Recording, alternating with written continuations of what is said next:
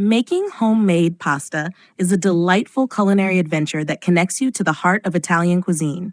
With just a few simple ingredients, flour, eggs, salt, and a bit of water, you can create fresh pasta that is far superior to anything you can buy at the store. The texture and flavor of homemade pasta are unmatched, and the process itself can be incredibly satisfying. Here's a detailed guide on how to make homemade pasta from scratch, perfect for beginners and seasoned cooks alike. To start, gather your ingredients.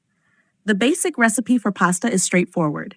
You'll need 2 cups of all-purpose flour or 00 flour, which is finely milled and ideal for pasta, 3 large eggs, and a pinch of salt. If you want to experiment, you can also mix different types of flour, such as semolina or whole wheat, to add unique flavors and textures. Before you begin mixing, clear a spacious area on your kitchen countertop or use a large mixing bowl. If you're using a countertop, make sure it's clean and dry. The first step is to form a mound with the flour, creating a well in the center. This well is essential as it will hold the eggs, keeping them contained while you mix. Crack the eggs into the well and add the pinch of salt. Using a fork, beat the eggs gently, gradually incorporating the flour from the edges of the well. Be careful not to break the wall of flour too soon. You want the eggs to remain contained as you work. As the mixture starts to come together, you can switch from the fork to your hands. Once the dough starts to form, knead it directly on the countertop. If the dough is too sticky, sprinkle a little more flour as needed. Knead the dough for about 8 to 10 minutes until it becomes smooth and elastic. This step is crucial because kneading develops gluten, which gives the pasta its structure and chewiness. When the dough feels pliable and smooth, shape it into a ball and wrap it in plastic wrap. Let it rest for at least 30 minutes at room temperature. This resting period allows the gluten to relax, making it easier to roll out later. After the dough has rested, it's time to roll it out. You can use a rolling pin or a pasta machine if you have one. If you're using a rolling pin, divide the dough into smaller sections to make it more manageable.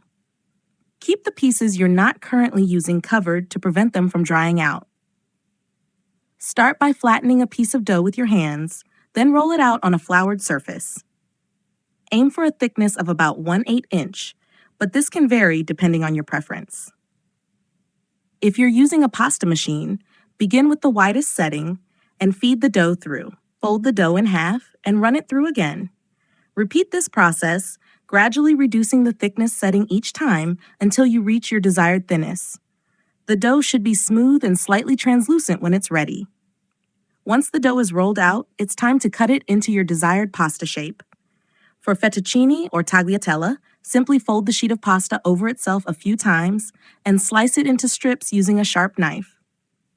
For lasagna, cut the sheets into rectangles. You can also use pasta cutters or molds for more intricate shapes.